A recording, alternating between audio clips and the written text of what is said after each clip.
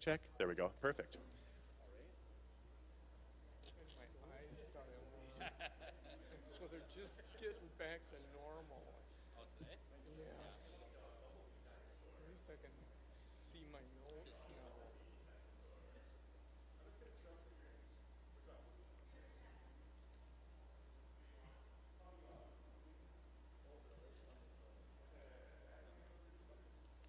That's why he's the producer, ladies and gentlemen. All right. Well, welcome. I'm glad we drew such a riveting crowd of enthusiasts for Wisconsin's infrastructure funding crisis. I think the reflection here is an accurate reflection of the seriousness with which our state's lawmakers are taking this problem. I don't say that glibly. In fact, I say that very gravely, because as somebody who plans to live in this state for a really long time, I am genuinely concerned about the state of our infrastructure and the long-term financial crisis that our state's legislature's refusal to grapple with the true cost of roads is creating for future generations.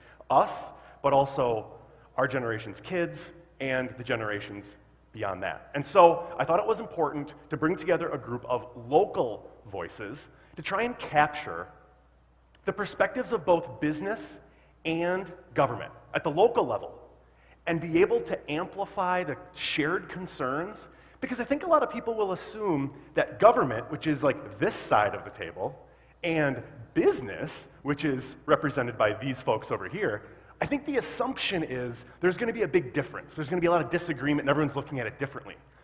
And maybe we'll find out that that's not actually the case at all, that local voices are actually quite unified on what they'd like to see the state do on this. I'm going to start out by introducing our panelists. We're going to have a round of yes/no questions to kind of set the tone of where we stand on some of those biggest issues. And then we're going to dig in asking our local government representatives a series of questions. We'll get some questions for our business representatives, and then we want to hear from you as well. And those of you at home who are tuned in, maybe you're at work, maybe you're at home, maybe you're sitting at the library, wherever you are watching us on this live streaming video, we appreciate you being a part of this event as well. If you have questions for us, we invite you to leave them in the Facebook comments or to tweet at WHBY. We'll be monitoring that throughout the event, and we appreciate you participating virtually from wherever you are joining us tonight. We do have some folks here who braved the cold and made it out to the event here at the Outer Edge, and we thank the Outer Edge in downtown Appleton, home of Celebration Church, for hosting us tonight. Thank you, Aubrey. All right, let's start with introductions. First up is County Executive Mark Harris. Executive Harris, thanks for being here. Yeah, absolutely. Next to him is Jeff Nguyen. Jeff is chair of the Outagamie County Board and a member of the Grand Chute Town Board. So Jeff has both county and town perspectives on this issue. Thanks for being here tonight, Jeff. Next to Jeff is James Fenlon. James is the administrator of the Village of Little Chute. James, how long have you been in that job now? 4 years as administrator of Little Chute, right in the heart of the Fox Valley. And seated next to him is Dean Steingraber, the Outagamie County Highway Commissioner. Thanks for being here, Dean. And representing our business interests at this panel, first, Phil Ramlett, who is president and CEO of Omni Associates. Phil, thanks for being here. And next to him is Pam Seidel. Pam is executive director of the Fox Cities Convention and Visitors Bureau, and also a longtime friend of mine. Pam, thanks for being here. Also, side note, my very first guest on Fresh Take ever. Thank you, Pam. We've been doing this for a long time, haven't we? And finally, Paul Menon is joining us. Paul is with Lamers Bus Lines, certainly an industry for whom infrastructure and roads are very important. Paul, thanks for being here. All right, so we're going to start out, folks, with these yes-no questions. I'll ask you, Mark, to pick up the microphone, and you can just pass it right down the line. My first question for you is this. Revenue is an issue. Should the state of Wisconsin index the gas tax to inflation? That's one of the solutions that has been proposed. Yes or no, do you think we should index the gas tax to inflation? Yes. Yeah? Okay, and just pass that right down the line. Yes. Yes. Yes. Keep going, yep. Yes. Yes. Yes, with some stipulations. Okay, there we go. We'll get into some of those stipulations in a moment. You can hold that because we're going to send it right back down with the next one. We've already found some agreement there. And I do want to point out both Mark and Jeff are elected local government leaders, and James and Dean are appointed or hired leaders. And so we've got both the elected and the non-elected officials represented on the panel. Next question, Paul, will have you start out. Should Wisconsin adopt tolling on our highways? I would say no. No? Okay. Pam? No. Maybe. Okay, we'll come back to that. Maybe. All right. No. Maybe. All right, we got some maybes. And Mark? No. No. All right. So some no's and some maybes on tolling. We will come back to that issue, knowing it has been talked about, and as far as I know, would be quite expensive to possibly implement, but we'll ask some of those questions in a little bit. Here's another question that is maybe of particular interest to residents of the Fox Valley, as this is an issue we have talked about quite a bit here, and that is, should the state allow regions to form transit authorities, allowing communities to pool together on resources to tackle transportation issues? Should there be authorization for regional transit authorities? Mark? Yes. Okay. Yes. Yes. Yes. Yes. Yes. Yes, with stipulations. All right, I like it. I sense Paul's going to have some interesting insights for us on that end of the table. Regional Transit Authority is something that has been talked about for years and years and years in this area, and just can't quite seem to get over the hump in Madison. We can maybe explore that a little later, why that might be. Our next and final yes-no question, Paul, we'll start with you once again. Should Wisconsin dedicate transportation-related sales tax revenue, so not gas tax, but sales tax revenue from transportation-related purchases like automobiles, should they dedicate that funding source to fund infrastructure instead of going with the rest of sales tax into the general fund? I would support that. Okay. We'll take that as a yes. Maybe. Okay. Yes. All right. Yes. Yes. Yes. No. All right. That is a perfect place to start. Mark, I appreciate that. Can you tell us a little bit why you wouldn't support that move? Well, currently, the sales tax, and a large portion of our sales tax comes from the sale of vehicles. That goes into general purpose revenue, and general purpose revenue funds things like schools, healthcare, helps with municipalities, if you reallocate that to transportation, then you create a hole in other budgets. So my initial reaction would be no, unless you had some way to replace that revenue. Interesting. Well, so Jeff, let's talk about that a little bit. Continuing on that theme, would you support redirecting that revenue because you think funding roads is more important than what that revenue is already going towards? Or would you support backfilling with other additional revenues should that be redirected? I think it would have to be backfilled. Okay. James, thoughts on that from the local perspective about sort of redirecting a state fund and then having to come up with that from somewhere else? I think it'd probably be best to be part of a larger tax policy discussion, whether that's discussions about property tax or other forms of revenue. But I definitely wouldn't say you wouldn't replace the lost revenue. You'd increase the tax, quite frankly. Yeah. Dean, your perspective, as somebody who is implementing transportation policy at the local level, you're obviously focused on roads. You want to get as much funding for those projects as possible. Do you see the need to then be able to backfill what would be redirected sales tax revenue? Well, I guess why I said yes was that it just, bottom line, we need more transportation funds, period. And want to make sure that all options are available. And as you see, I think in this last budget, that they are starting to look at some of those things, little bits and pieces, probably not enough. So that's why I said yes. Okay. I don't know if I understand all of those other things that these guys here are talking about, but as far as my concern is just want more dollars going in towards those roads. Okay. We're going to stick with our government panel here for just a second, and starting with you, Dean and James, as the implementers, as the ones who are putting these policies into practice and dealing with the policies as they are set. Dean, we'll start with you. How does unpredictable funding streams for transportation make your job harder? Does it make your job harder? And if so, how?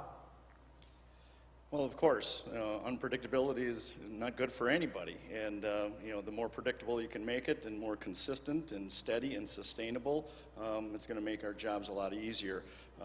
But I think the big issue, again, is for us to try to build a plan out far enough in advance, both the areas of maintenance and how we're maintaining roads, but also planning on upgrades and improvements to the old system that needs to be upgraded.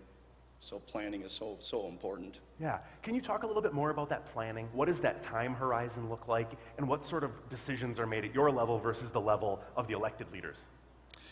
I think we all do it pretty well together as far as the elected and the staff. As far as we're typically looking at a 5-year capital improvement plan. I think in our office, though, the people that are working with it on a day-to-day basis, we do stretch it out there to 10, 15, 20 years. Maybe not as detailed as that 5-year, but we're looking out there and saying, hey, this baby's going to last us 20 years. This one's going to last us 15. That bridge is in 5 years. And so we're working on that every day. But together, the elected officials, all the department heads, our staff, are really focusing on this document right here, the 5-year plan. And that's what we're doing.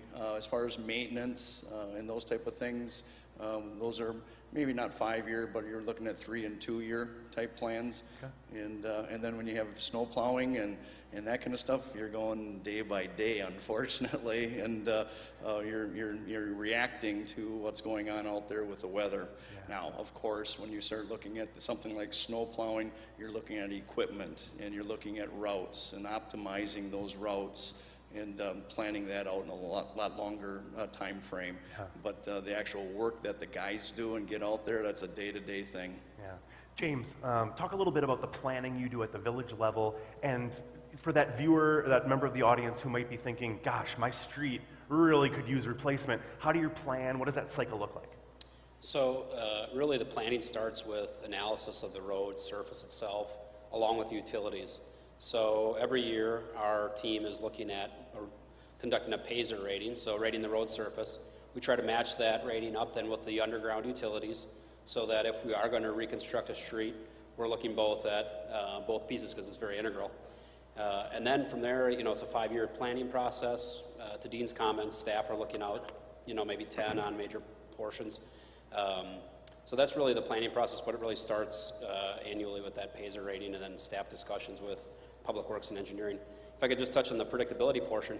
You know, in Wisconsin, municipalities are really funded by property tax primarily, anyway at the village level or city level.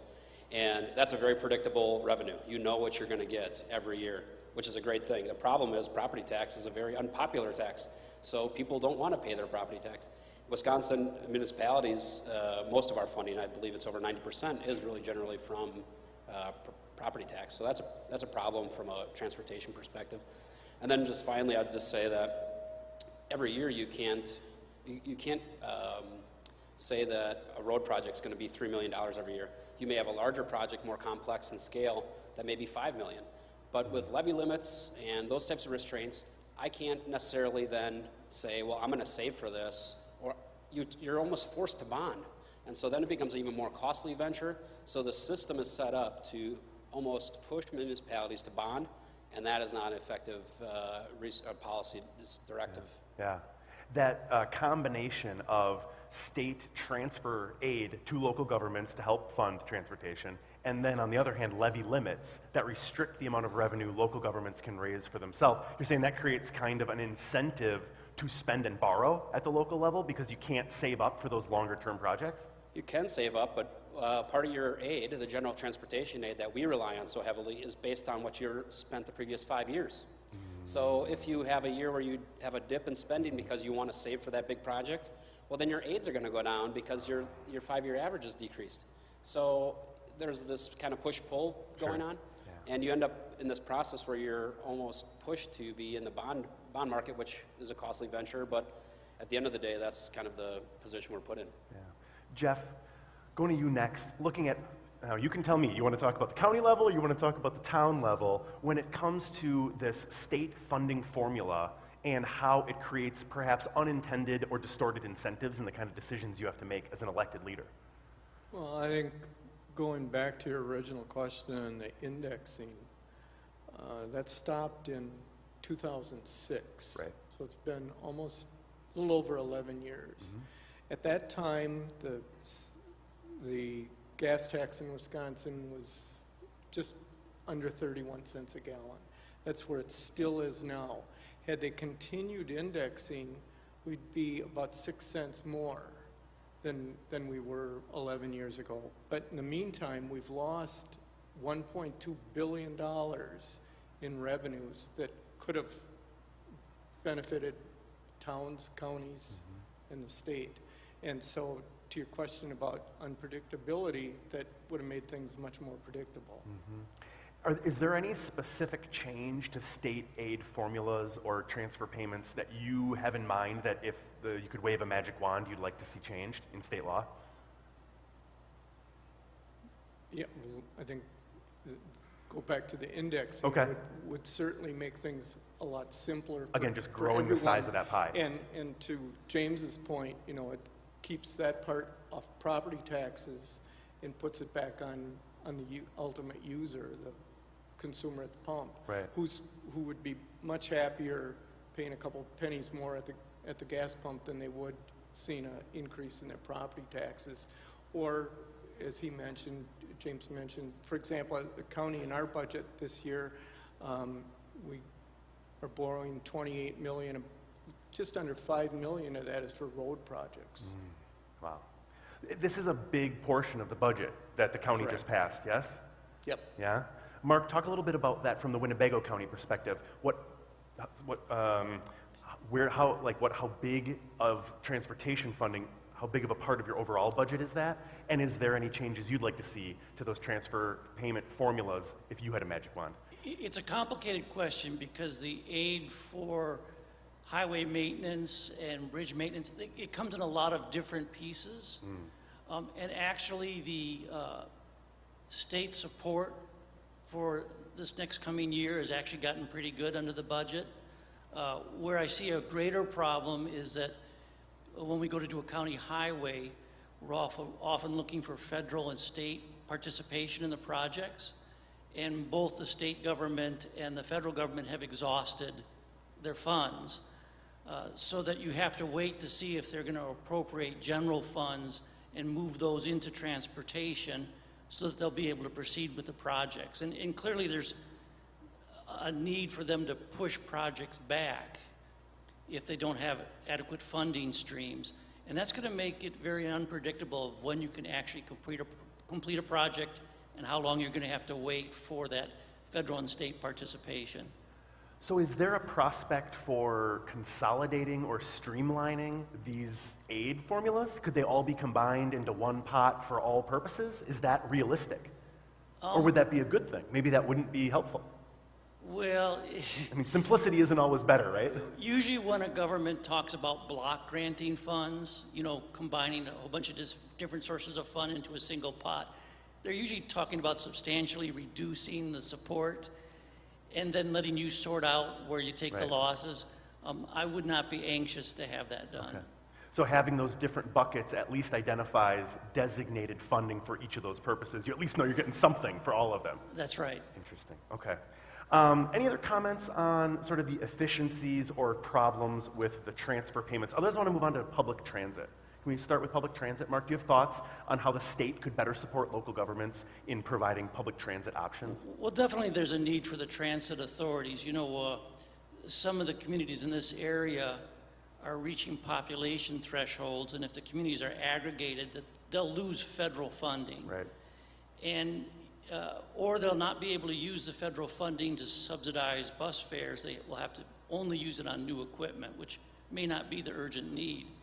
So you may have to have a transit authority in order to hold down the bus fares to a reasonable cost for the population that's relying on public transportation. And do you think that would be a good direction to go in? Is providing more funding for public transit? Is that something you would prioritize? Yes, and I think Appleton and Valley Transit could use an RTA right now. Yeah. And that's been a conversation for a long time in these parts of trying to get that authority. Jeff, can you speak to that a little bit? Public transit or the regional transit authority, that sort of combining efforts on public transit? Yeah, I agree with what Mark said. It's been a topic for years in this area. I know they're looking right now, I sit on the Transportation Committee for East Central, extending or trying to develop transit between the Fox cities and Oshkosh, particularly for employers, for students. So, yeah, it's definitely time. Yeah. James, thoughts about that regional transit authority? Yeah, well, Or I public think, transit, either yeah, side? at a larger level, I mean, you would talk about local control, whether it's in transportation or anything else. I would say that folks in Little Chute or Grand Chute or at the county level, wherever you may be, we have our finger on the pulse. We're meeting with our constituents daily, and it's not that the state isn't, but when you take those decisions and take them down to Madison or out to Washington, it's a little harder for us in the Fox cities or even in Little Chute to really control our own destiny. What's good for the Fox cities may not be good for Milwaukee or Madison.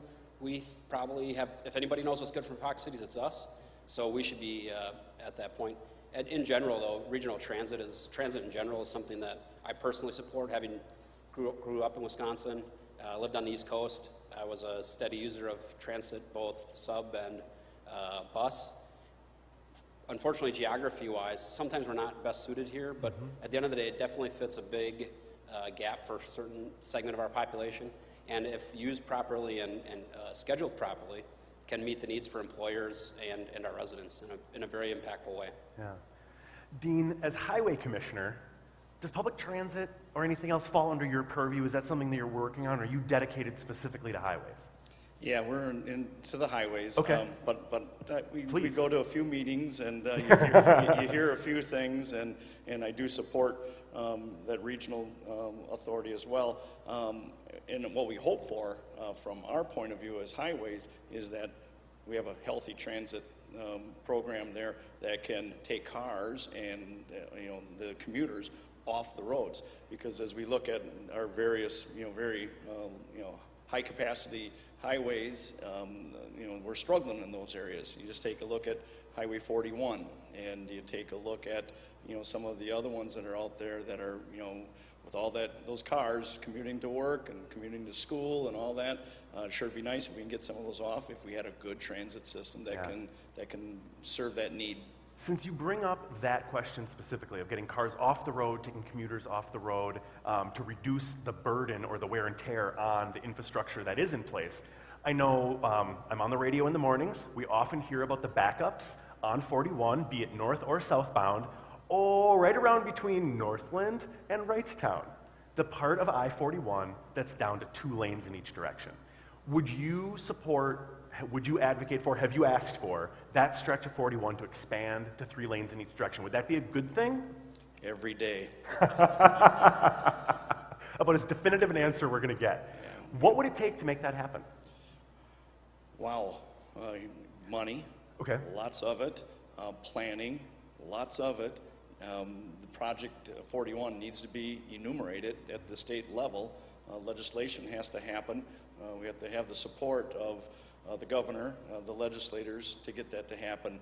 We've been really communicating here with the businesses here recently, and we're going to try to find out if we're barking up the right tree and see where they stand on it and how it affects them. And everyone that we've talked to so far is just saying, wow, Yeah. we didn't realize that thing wasn't even on schedule. It isn't. It's not enumerated. It's not ready.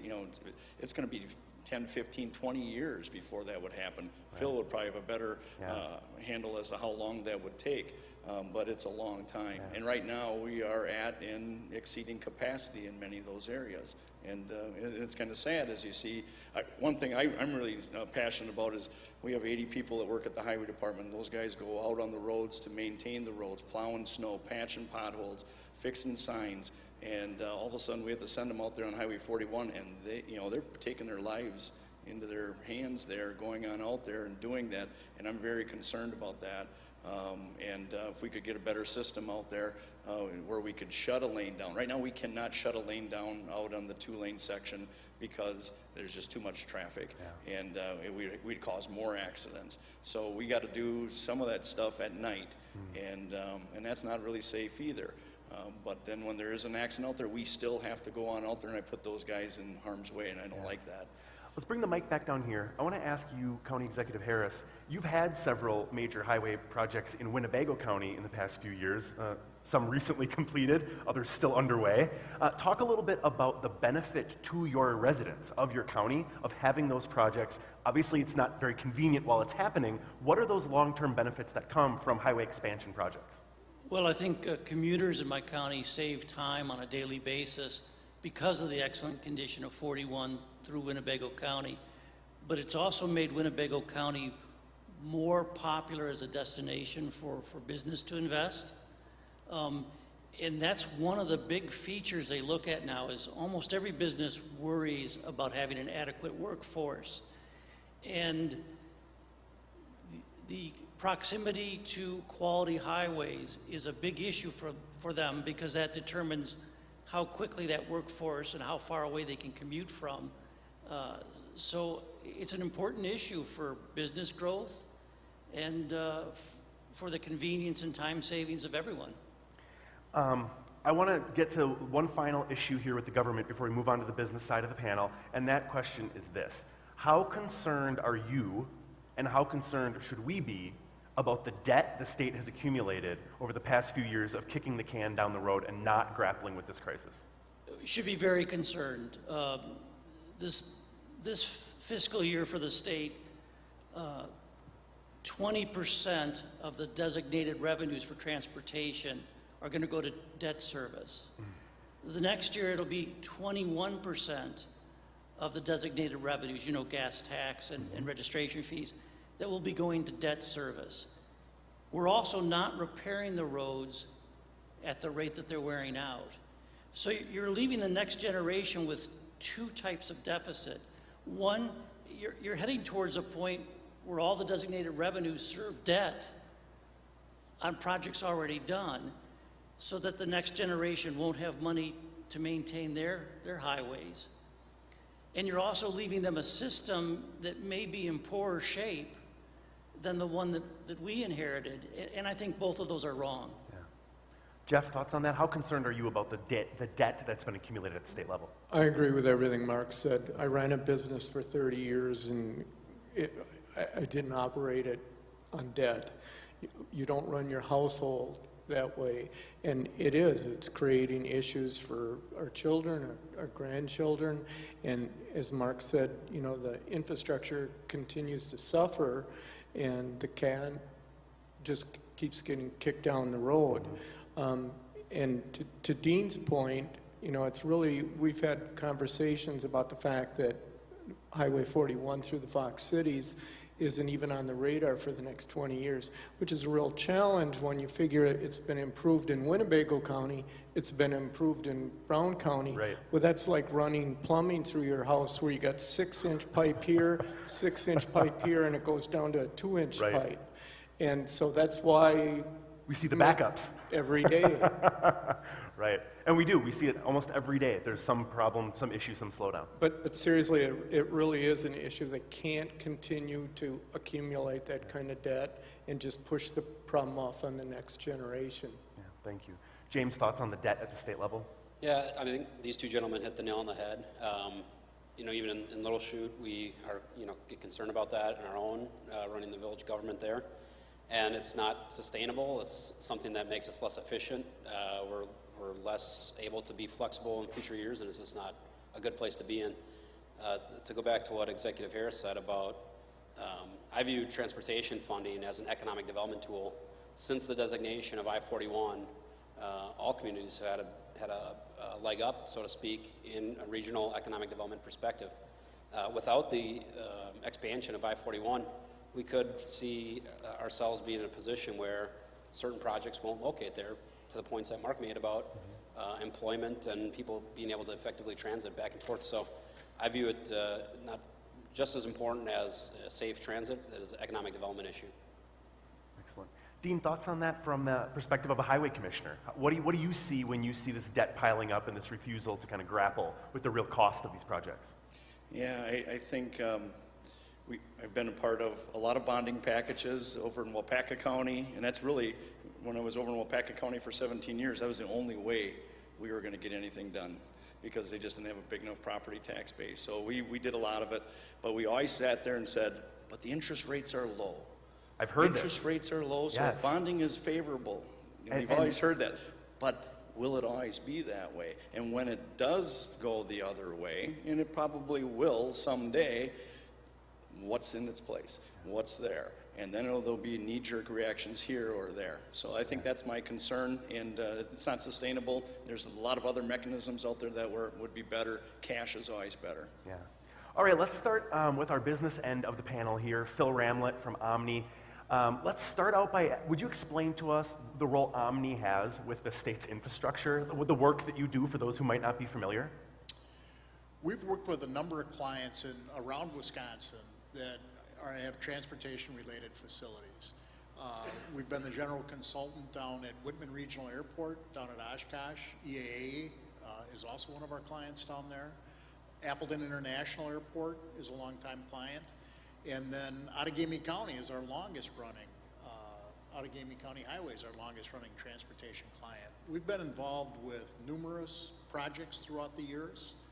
And I will say that the economic development that's happened in northeastern Wisconsin really is a product of our infrastructure and our transportation facilities here. So that is really the bedrock of all the economic activity that's happening in the state. As James mentioned, we've heard a lot about it since the Interstate 41 designation, but we hear about it in the southern part of the state. We hear about it all over. Since 1990, 95% of the economic development in Wisconsin has happened within a mile of the infrastructure facilities. Wow. That's a striking number. Yeah, sure. I'd just like to talk about the debt briefly, if I could. Please, yeah. And from a private perspective, one of the things I did share was the Transportation Development Association for Wisconsin. And there is a place for debt. There is a place for bonding in your transportation financing. When you have large multi-generational, Hold the mic a little closer to your mouth. when you have large multi-generational projects, and let's just say that the Zoo Interchange and the Marquette Interchange are both those, you're not going to finance projects like that, pay cash for them. And when they're a type of project that's going to last for 50 or 60 years, or should last 50 or 60 years, it makes sense to bond for.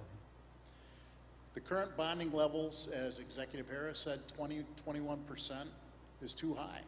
We've got to make a change on that. All right. Pam, let's go to you next. Yep, there you go. From the tourism perspective, the Convention and Visitors Bureau is all about bringing people in, having them stay a while, leave their money behind, and then head home happy. What role does a quality infrastructure play in that piece of our economy? And it's a pretty big piece in this local economy, isn't it? Absolutely, and for the state of Wisconsin, really, good roads mean good tourism. The vast majority of Wisconsin's tourism is a drive-to. In other words, they're coming from Illinois, they're coming from Iowa, Minnesota, depending what, and driving into our state. So having those good roads, making the transportation safe and easy to get through to those northern areas in Door County and Bayfield and the Fox Cities where people like to go to vacation is important. And bringing those folks in brings their money, which they spend in our state, and then they go home. So it's a wonderful way to bring more money into the state, but good roads are essential for good tourism. So before we move on, I want to ask you this. Good roads, often for their maintenance and establishment, require road construction. Yes. We talk about having 2 seasons here in Wisconsin, winter and road construction. Is the road construction and the inconvenience worth the infrastructure that you get in the end from a tourism perspective? Absolutely. I think I can tell some great tales about the 441-10 interchange. Literally, we would have visitors come into the visitor center, and they'd be coming from, when you think about where our tourism comes from, it comes from northern Wisconsin, central Wisconsin, coming over to Fox River Mall or for a Timber Rattlers game. So you're coming over from Stevens Point on 10, and you can't go north on 41, and they want to get to Fox River Mall. And we had literally had people, over the bridge into Menasha, where am I, in the visitor center, not very happy. It's not a great welcome to the area when they can't get to where they want to go. And visitors, of course, don't know the area well. They don't know the shortcuts. They don't know the back roads. So to have that interchange finally becoming complete, where you can make all the required movements that you should and where 2 major highways meet, will be essential really for our tourism. Even things like during EIA, which I know Executive Harris has lived through when we have traffic back and forth and we had the 41 project. The county has been great about shutting down the construction during those times to allow those visitors to get back and forth where they need to go, because they recognize the great economic impact that those visitors have.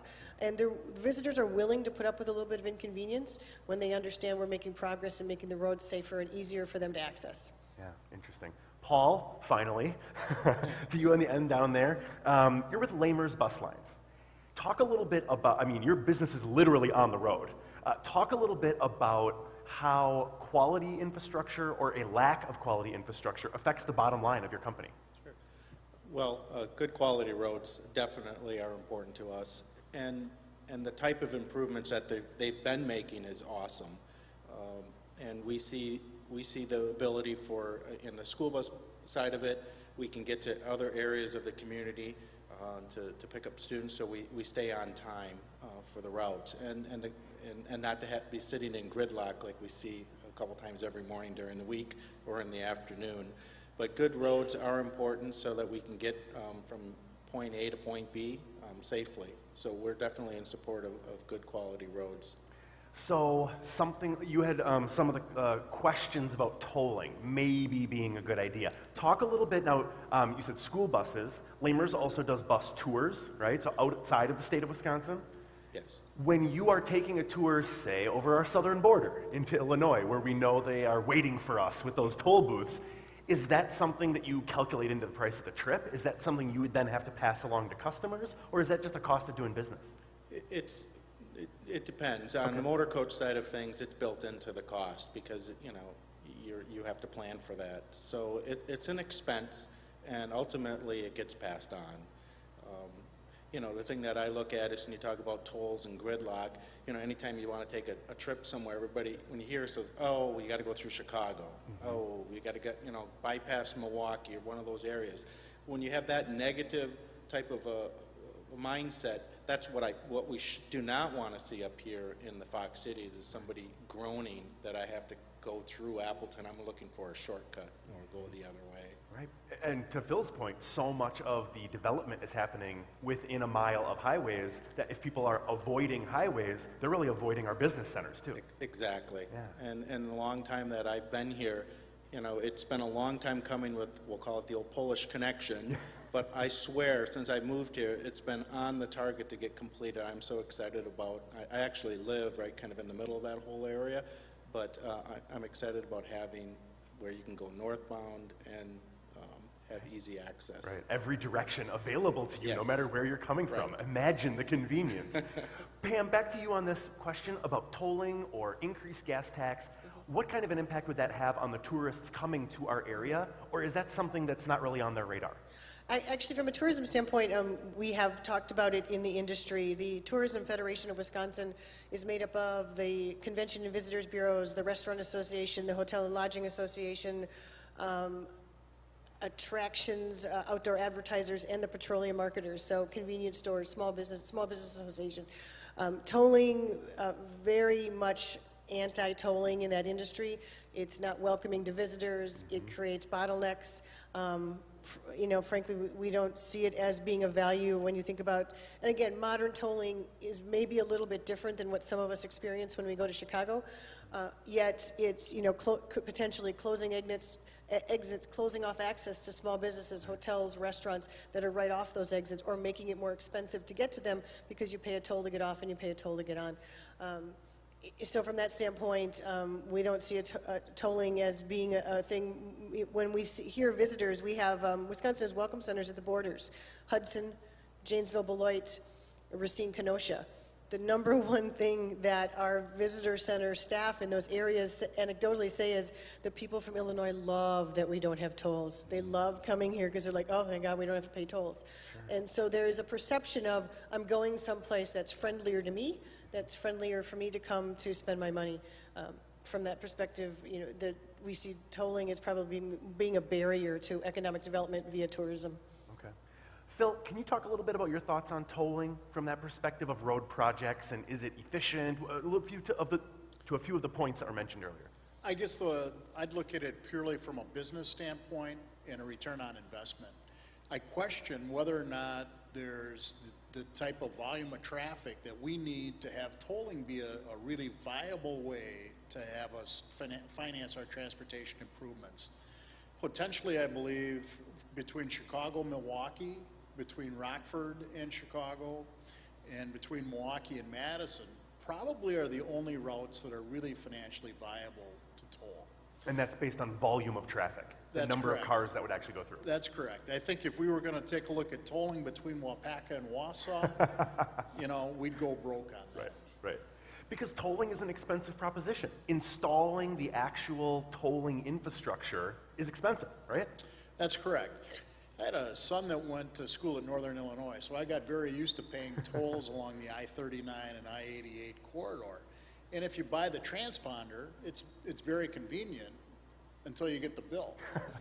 And you start taking a look at, you know, paying $1.75, $2.75 to go through some of the tolls. Okay, so the next question for the business end is about public transit. And Phil, you got the mic, we'll start with you. Thoughts about the state investing more, helping local governments fund more public transit options? There's a segment of population in Wisconsin that, for a mobility standpoint, has to have public transportation. There's no question about that. Along with that, we're at a point now where I believe the most recent unemployment numbers in the state is at 4.1%. Might be less than that. I mean, we're at virtual full employment. So if there's anybody who's an able-bodied worker, we have to make sure that they've got a way to get to work. And part of that is having a reliable transit system. And so I think it's critical for our population, for our business community to have that. Okay. Pam, thoughts on public transit as it relates to enhancing the tourism economy? Yeah, I do think public transit is something that's seen as a visitor amenity, especially here in the Midwest and maybe not in our big population centers. I think there's an attitude, there's only a certain type of person who uses public transportation, and that's not true. We see visitors in the center daily. They're a trailing spouse. Their spouse is a consultant here on a long-term assignment with one of our local industries, and they're staying at one of the hotels in the area, and the spouse doesn't have a vehicle because their spouse has at work. And so they're trying to get from, say, the hotels out in Grand Chute to downtown Appleton to downtown Neenah, and they're finding that to be a barrier. Because we don't have very efficient public transportation. And those folks who come in from potentially larger metro areas have an expectation. And when you also look at our, I always say everyone's a visitor for the first time. So even a business traveler who's here potentially looking at joining a business here, coming to work for a business here, starting a business here, when you look at it from an economic development standpoint, everyone's a visitor for the first time. And those folks who might be looking to come and join a company here maybe have an expectation, if they're coming from a larger market, of efficient public transportation. And to be able to offer that would open us up to more opportunities with a workforce that is really, truly low, and we need to attract some more of those new millennial workers. That would be an amenity they would look for in an area. So maybe a need to expand our understanding about who public transit is serving, as well as expanding those options. Absolutely. I don't think people think that tourists use public transportation, and yet many times they prefer it because, again, you're driving around in an area where you're not real familiar. It's just easier to have somebody else do the driving for you. Yeah. Paul, public transit at Lamers Bus, this is a big part of what you do. Talk a little bit about how that fits into your business and what additional investment and expanded options might mean for Lamers. Sure. I mean, obviously, there's always room for all parties in public transportation, such as Valley Transit, as well as the private sector. And there needs to be, the private sector involved. I believe, in my own opinion, here in the Valley, some of the struggles with public transit is access for people to safely get to where the bus stops are. There's just a disconnect with if you want to call them sidewalks. So I think that discourages people from using public transit. Sort of that last leg of the journey. That's correct. From off the bus to your house. Take your life in your own hands at times because the roads are busy, and so that also needs to be all part of this whole project. But there is, there's still taxis, there's other private sectors that also can benefit from the tourism and provide transportation for all types of people as well. Yeah. So we all agreed up on this panel that an increased revenue source would be helpful. That if we index the gas tax or some other way direct additional resources into transportation funding, that'd be a good thing. The reality is, political leadership in Madison has said no new taxes. This is not the first time political leaders have set that kind of red line for themselves. So if you were going to be saying, okay, if we're going to increase funding for infrastructure and that means reducing funding elsewhere, is there a place where you could see state funding be reduced in order to provide more funding for infrastructure? Opinion? Thoughts? Well, I think there's probably, you can always squeeze a little more juice out of the lemon. Exactly where that comes from, I'm not sure, but there's only so much you can do, and quite frankly, you cannot borrow yourself out of debt either. That is very true. Pam, thoughts on this as far as if there's some other place to take that money from, where that might be? I think in general, from a statewide perspective, the tourism industry is, kind of in that, just fix it. You guys just figure this out. Right. But I was surprised that many of my cohort were quite amenable to, especially with gas prices being so low, like a gas tax increase. This might have been the time, just from the standpoint of, in the Fox Cities, when I looked at our tourism spending for 2016, the only area that went down was local transportation. And I questioned the researchers on it, and this is a statewide project, and they said, well, the reason people weren't spending less on plane tickets or renting cars, they were spending less on gas because gas prices were so low. And it looks like lower spending, it's just that they're getting the same amount of gas, it's just costing less. Right. So there's certainly an opportunity there, given the price of gas, that might have been something, it could have been easily absorbed. Yeah. Phil, thoughts on this? If we were going to sort of redirect funds from elsewhere in state government into infrastructure, where might be a good candidate to look for some new funding? I don't think you can. I don't think you can. I work with any number of highway departments, counties, towns and villages, and I can tell you that I think it's cut down as far as you can. The American Society of Civil Engineers does a infrastructure report card nationally, and Wisconsin does not rank all that well. I mean, they recognize that the infrastructure is in a deteriorating state right now. So I don't think there is anything you can cut. If anything, I think there needs to be acceleration in finding new ways to pay for infrastructure. Interesting. Thanks for that. All right, I'm actually going to ask the rest of you guys the same question. As far as taking money from elsewhere, and Dean, if you want to pass, you can pass. But thoughts about where we might find, if new revenues aren't on the table, where might we find a little bit of extra juice out of that lemon to put into roads? Yeah, I think what we've been doing at Outagamie County, and I know others are doing it too, is just trying to find new ways of doing things on maintaining roads, looking at lean government initiatives, looking at just ways of getting more, and that's all we really have. But I do want to say one thing: the state budget was kind this year for maintenance, and that's a great thing. We've reaped some of those benefits, and we're going to put them to good use. Good. James, thoughts on this? Well, they could take some money from the county and give it to the municipalities. But, I think Dean is right on the money here. You have really, it's a simple variable. You have a set amount of revenues and expenditures. Expenditures are the cost of goods, whether it's in raw material or labor or whatever the case may be, never decrease, right?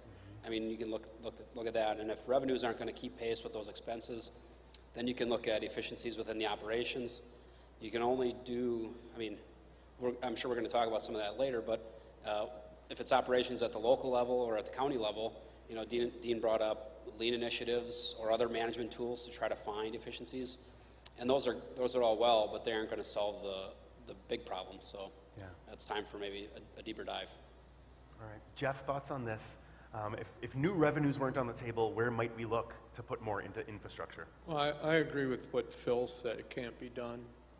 You can't cut other areas to make up the lost revenue here. And that's why I still say if they go back to indexing to inflation, it's much easier to do. And that was started in 1982, and it had bipartisan support. Mm-hmm. And that worked until 2006 when they had bipartisan support to repeal it, and it was a mistake. And they need to get back to that position. And as Phil also mentioned, Wisconsin is ranked 49th worst in roads in infrastructure in the United States, and that's something we certainly shouldn't be proud of. Well, in all the talk about improving the business climate in the state, that's certainly an indicator that is not working in our favor.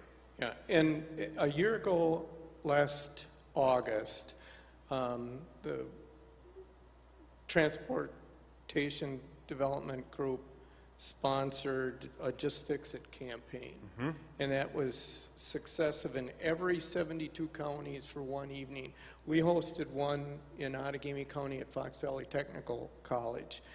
And all of the speakers there that represented all of the towns and municipalities that came and attended that, every last one of them said, just go back to indexing the gas tax.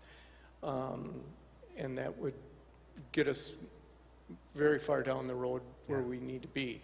Unfortunately, like I said, we've lost $1.2 billion in 11 years, and that is going to be really a challenge to make up.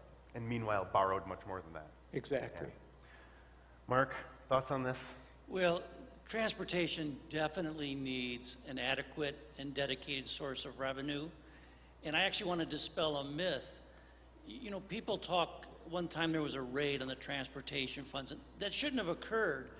But the Fiscal Bureau analyzes net transfers of the monies that should be going to things like schools and healthcare into transportation and the flows from transportation back to the general funds.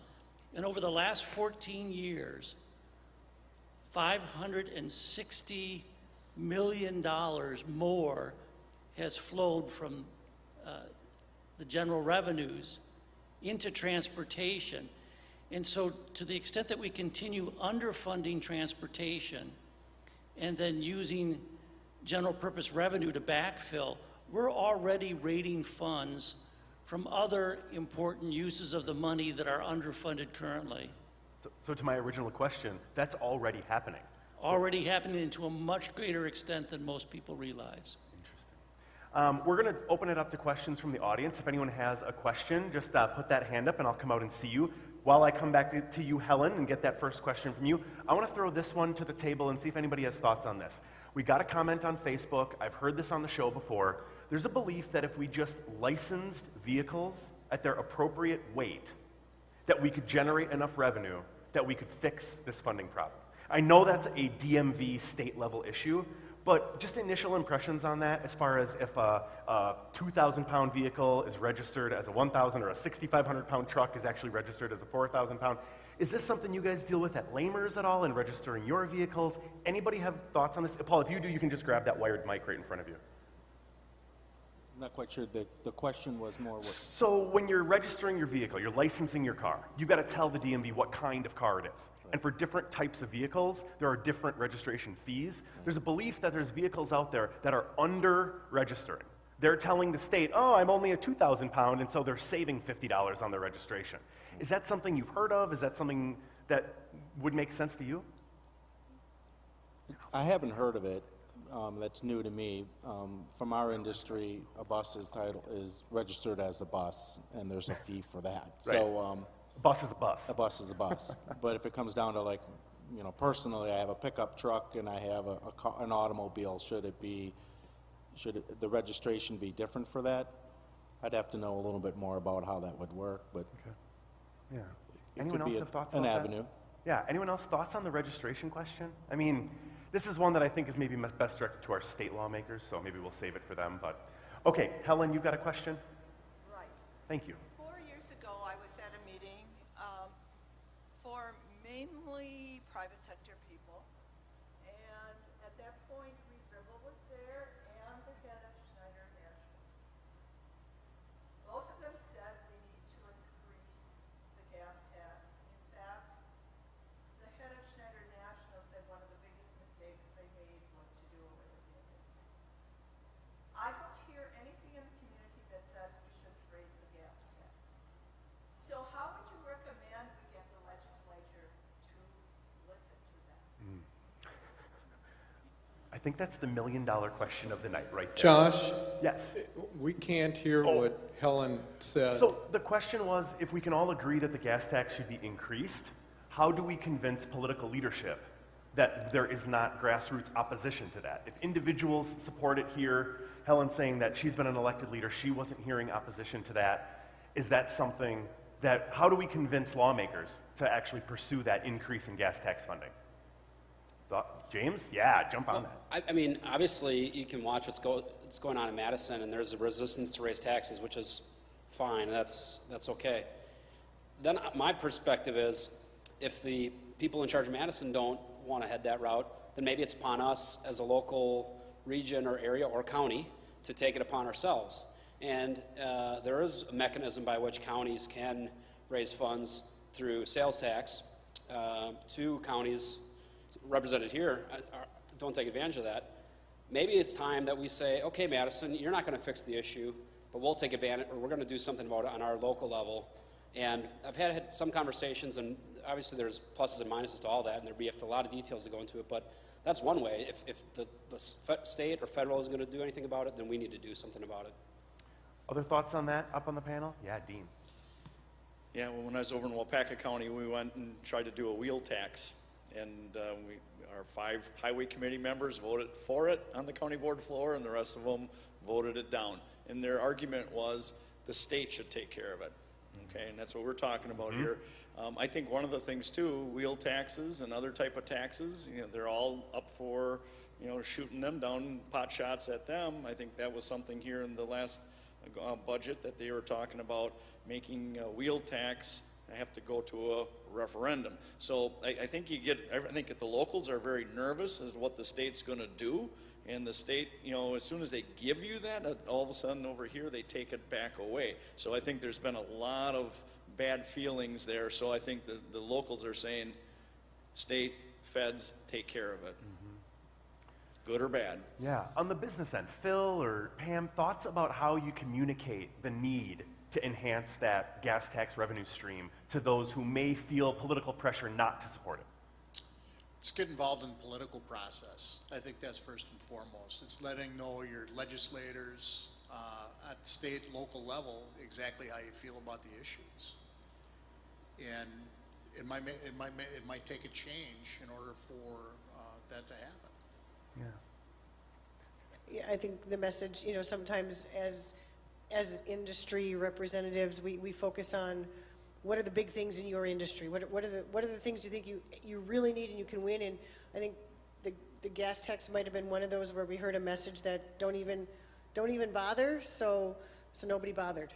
And maybe that wasn't necessarily the right approach. Yeah, yeah. Well, and we see now what happened, right? Another $500 million in borrowing for road aids. Yeah, question?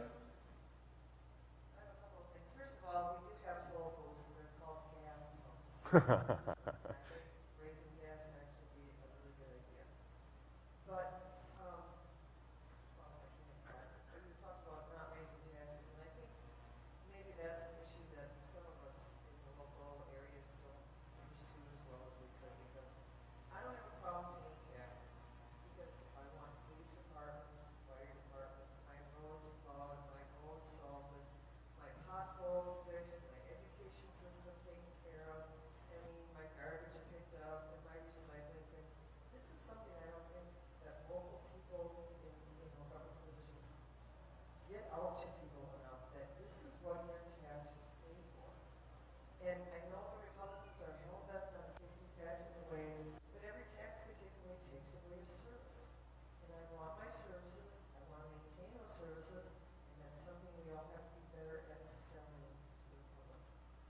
Well, I would actually direct that to you, County Executive Harris, as somebody who has run for office, right? You've had to take questions from constituents about these issues of services in exchange for taxes. How do those conversations go? It's a little dangerous to talk about taxes in all honesty, but we should talk about taxes. We should be honest with our constituents that you've got to balance out what you're spending with your revenues. And if you're not willing to tax for it, you better not spend it. You've got to be balanced in the approach.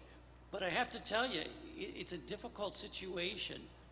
I won't name the organization, but I took a position that there should be a small gas tax increase, basically 3 cents.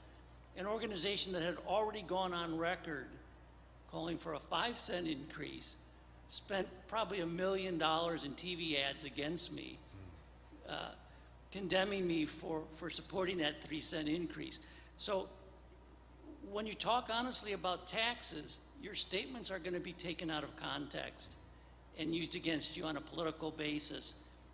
And unfortunately, so much of the public can be influenced by hearing one side of an argument.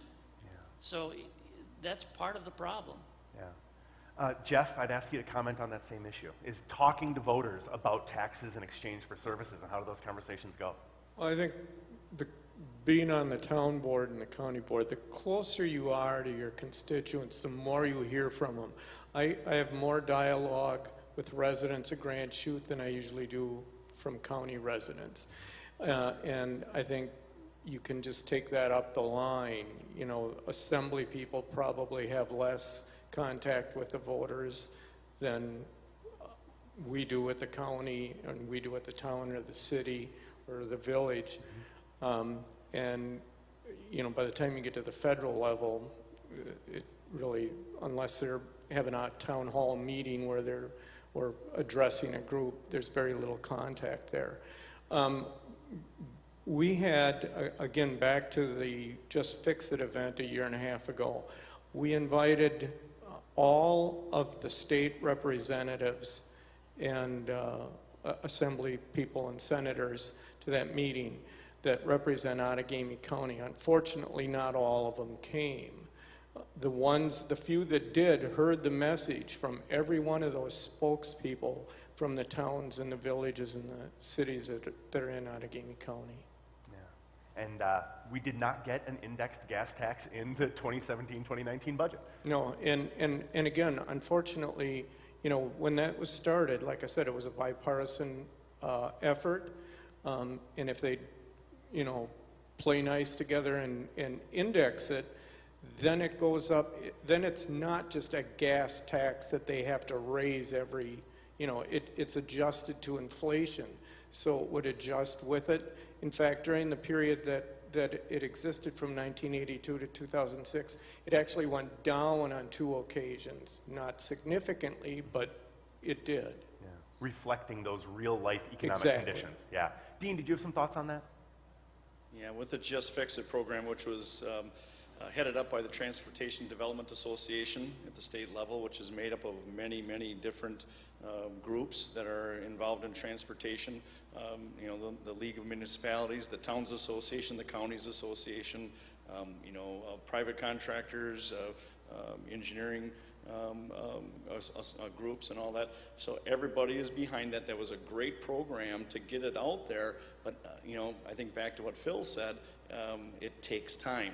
And yes, I think the message got out there. Huge support by all the local municipalities. But now we got through to, one branch of the government. Now there's 2 others. Now we got to keep on, sharing. But it isn't just the government and those branches, it's the people that we got to get out to too and let them know. They're the voters that vote those legislators and the governors into office, and we got to let them know that. Yeah. We got, I think, a great opportunity coming up here now with another campaign that hopefully what we can say here is that the governor race should have this as being a very, very big part of the debate. Yeah. And I think that would be awesome if we could do that and convince them to talk it. And talk it not just between the 2 or 3 or 4 candidates, but the people. And try to get those people out there to really say, yes, Yeah. we need this. We got to get going. Other questions or comments from the audience? Other thoughts? Anybody want to contribute? No? Yeah, sure. As far as local transportation goes, I think a good example of somewhere we're lagging is out in Rico. They have that industrial park. All kinds of businesses out there. There's not a bus that runs out there at all. And there's a big chunk of businesses that could probably use some transit. I know in my background working for the Chamber of Commerce, I work in both economic development capacities and in lobbying capacities.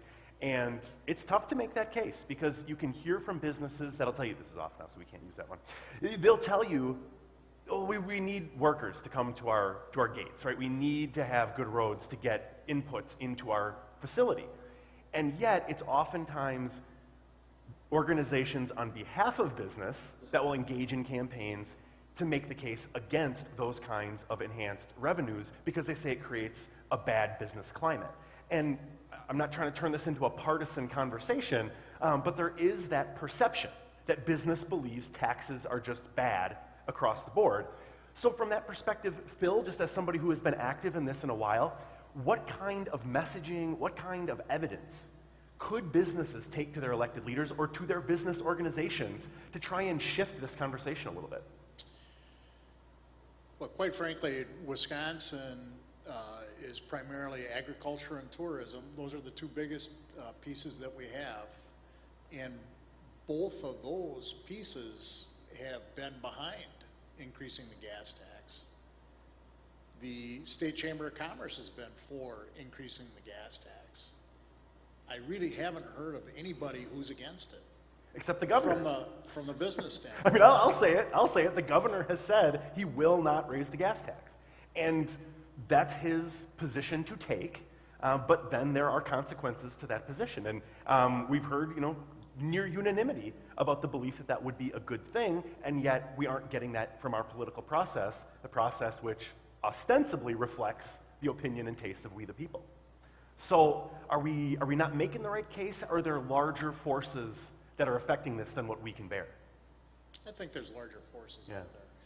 Well, and then on top of that, if you take a look at just from a society standpoint, for a lot of people, transportation is not at the top of the list. Public schools, a great health point. insurance, so transportation doesn't really resonate with them.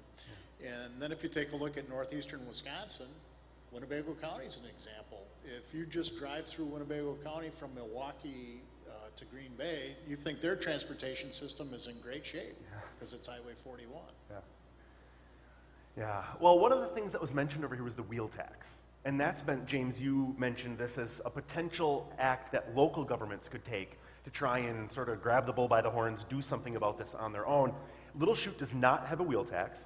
Is it something you have had conversations about with your board or your voters? We have had preliminary discussions, but let's be honest, Little Chute has roughly, I think at the last count, we had something around 7,000 registered vehicles. If we went with the average $20, we're talking about $140,000 a year. Not that that's not a small, that's a large amount of money, but at the end of the day, when you're talking a $3 to $4 million road improvement budget, you're really not making a dent, and what impact are you having to the voters? Another thing that we probably don't want to get into discussions about because of the policy rabbit hole we could go down is special assessments.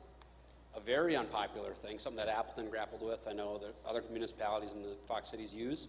Another not very popular tool, but one that is almost relied upon by some municipalities. So there's a number of ways to go. I was thinking as the conversation was being discussed about how do you make transportation get to the top of the list. In a previous life, I worked for Tom Petri. And if he knew that I was talking about transportation, he'd be really proud. And He would, I can he tell would be you. very he proud. would. And you know, he was a big advocate of transportation. You know, I think, but at the end of the day, I don't think that Governor Walker, good or bad, is really, it's not on top of his priorities. So that being said, I would just go back to my argument that the local, we need to do something then. And you know, if the local representatives in the Assembly or Senate also don't want to join in, then it's on us as local elected or local municipal county leaders. Yeah. We're seeing in Brown County a program of using room tax and sales tax to invest in facilities and infrastructure projects, a very concrete time frame and list of projects. Now, Outagamie County, Jeff, where you chair the county board, and Winnebago County, Mark, where you are the county executive, do not have their 0.5% county sales tax in place. Is that right? Okay, so you have the option of raising revenues at that county level that you could, if you chose to, dedicate to infrastructure. Jeff, I'll start with you, and Mark will come to you next. Is there a reason you haven't done that, or are you considering doing that? Well, I can't speak for the full county board. I think at this point, it's certainly something that could be looked at. But that's, you know, we're at a position where it would have to be studied. Mm-hmm. And then would it be to offset the property tax levy, or would it be in addition to? And I think that's a big question that needs to be answered as well. Yeah, of course, the details do matter a lot, as I understand it. The Exactly. Brown County policy is additional funds that they're bringing in to tackle, or maybe even just move up certain projects on their list. Mark, is that something that you've talked about in Winnebago County, is that 0.5% sales tax and what you might be able to do with that? It's not being considered at this time, but it actually was proposed by me in the past. And the proposal I made, the proceeds from the sales tax would be used to reduce property taxes, both at the county level, and some of those funds were to be shared with the municipalities within the county. And that was the original purpose of that legislation, allowing the sales tax. But it was not popular with the board, and I just don't think that'll come forward anytime soon. But it's only been discussed in the context of being used to reduce property taxes. And of course, with the level of tourism we have in Winnebago County, to a certain extent, when you don't have the sales tax that nearly every other county has, you're overtaxing your property owners to benefit the tourists. And but right now, it's not in the cards. So what options are left, right? If people are resistant to new revenues, they feel like there's been tax enough, but there's also this widespread belief that our infrastructure is inadequate, what's it going to take? This is sort of the summary kind of wrap-up thought question, and I'm going to come to everybody on this. if there's something that people who are here, people who are watching, if they were going to take some action on this, what kind of action could we recommend they take? I think the condition of the roads or the traffic situation has to become bad enough that it becomes a topic of discussion by the general public. And Americans are reasonable people. I think they will eventually put pressure on their elected leaders to get it done. The political process.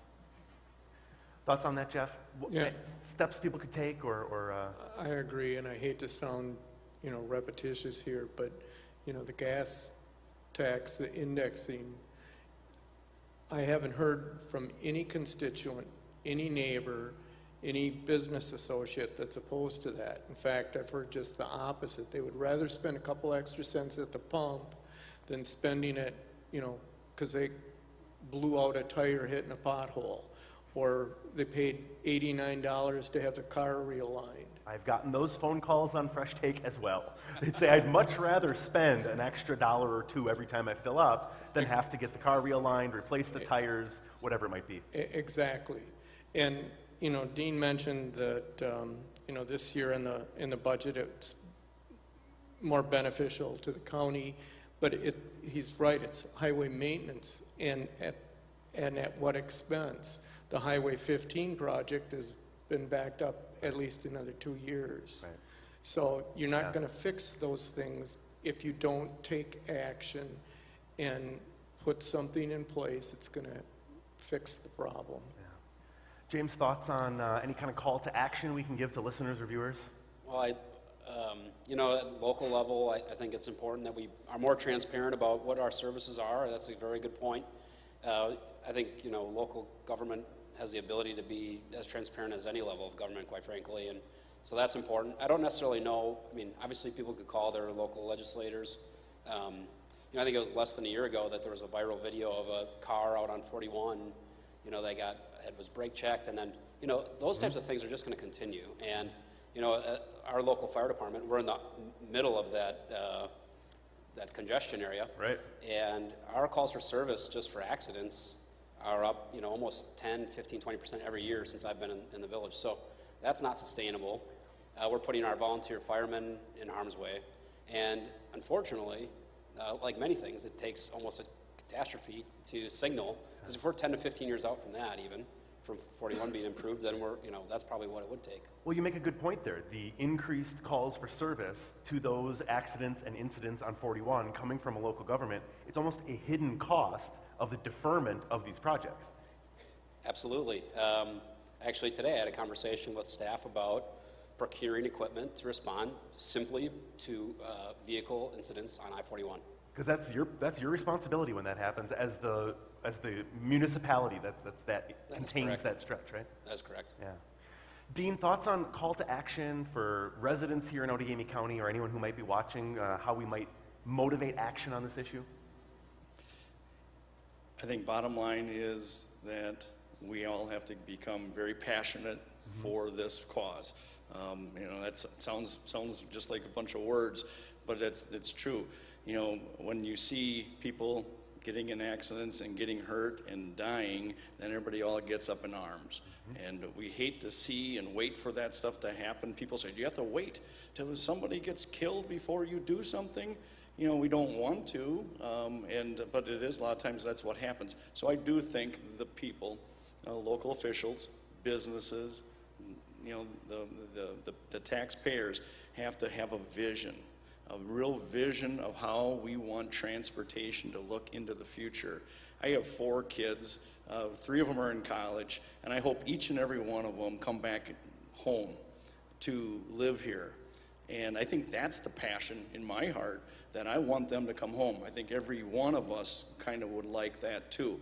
We got to make this community viable. We got to have businesses that are viable. Got to have employees that are, abundant. We're fully, almost fully employed right now. We got to have it where we're able to do that. We got to be able to attract that. Our community has to attract it, and transportation is one of those areas.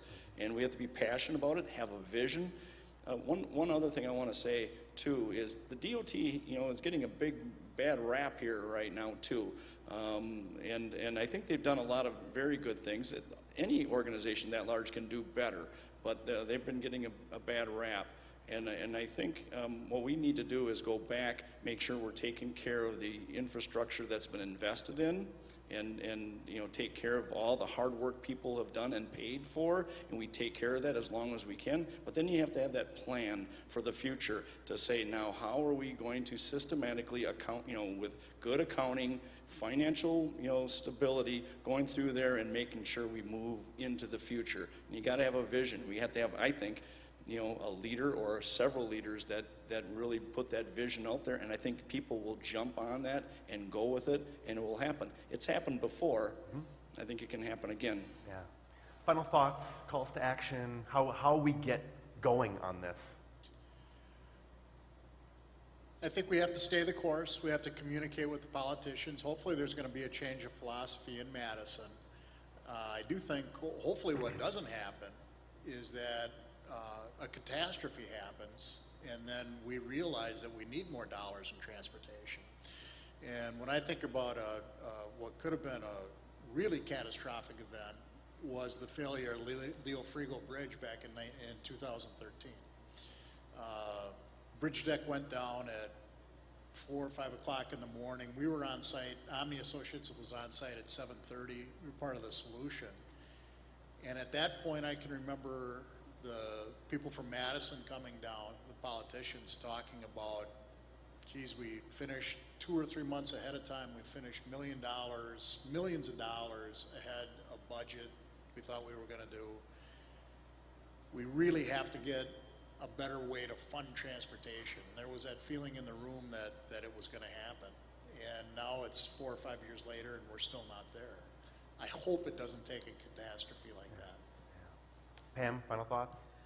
You know, I think we've talked about a lot of different things. I think talking to what Dean said, it's our philosophy. Are we going to be a car culture where everyone drives in their own car? You know, I'm guilty. I stared this morning at my son as a freshman down at Madison, riding his bike around Madison. And his car is sitting in my driveway, and I'm going to be shoveling around it all winter long. Okay, full disclosure, my husband's going to be shoveling around it all winter long. But are we going to be a car culture, or are we going to embrace public transportation, trails, bike ped plans that maybe take some of the stress off of our infrastructure, make it last longer? And that's kind of a philosophical change we might have to look at as a community. It might be one way of approaching this. Yeah. Paul, last thoughts? I pretty much agree with everyone here. You know, long term, we can't just look at today. We have to look at, you know, where are we going to be? Where are our roads going to be 5, 10, 15, 20 years from now? And what's the population growth going to be? What is industry? What type of employees are we looking for? Where will they be coming from? And if we're not prepared for that, I just think we're doing a disservice to this area. Yeah. I do 2.5 hours of radio 5 days a week, and we've had just about 90 minutes here, and it still feels like we're just scratching the surface on this, but I've come to just accept that with big topics like this, we're not going to be able to get to the bottom of it in any reasonable time frame that we could all endure sitting here. So I have my final thoughts, but before I offer mine, I want to say thanks to our panelists, Paul Menon from Lamers Bus Lines, Pam Seidel from the Fox Cities Convention and Visitors Bureau, Phil Ramlett from Omni Associates, Dean Steingraber, Outagamie County Highway Commissioner, James Fenlon, Little Chute Village Administrator, Jeff Nguyen, Outagamie County Board Chair and Grand Chute Town Board Member, and Mark Harris, Winnebago County Executive. Thanks you all for being a part of this conversation.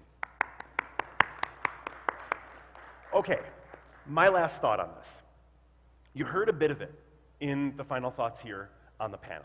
We hope it doesn't take a crisis, and yet we've seen crisis. And it passes, and nothing happens. In our country, we're having a conversation like this right now about guns. We see people mowed down by individuals, deranged or otherwise, with firearms, and we say something must be done.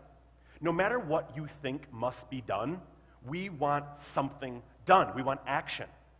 And when days pass, and weeks pass, and years pass, and nothing is done, our frustration fades. We get used to the status quo until the next moment of urgency. But those moments of urgency are leaving families broken. They're leaving communities shattered, and we are accepting that as voters. Our representatives aren't doing anything. And here in Wisconsin, while it may be lower stakes than the gun debate on the national stage, I'm not so sure it's lower stakes, given the importance to our economy and the future vitality of our state. So if we could apply the same passion that we have for something like gun control, or whatever that issue is for you, think about how often you use roads or public transportation, or how often you buy something that came into our state on the back of a truck. And if all of those things were gone, how different your life would be.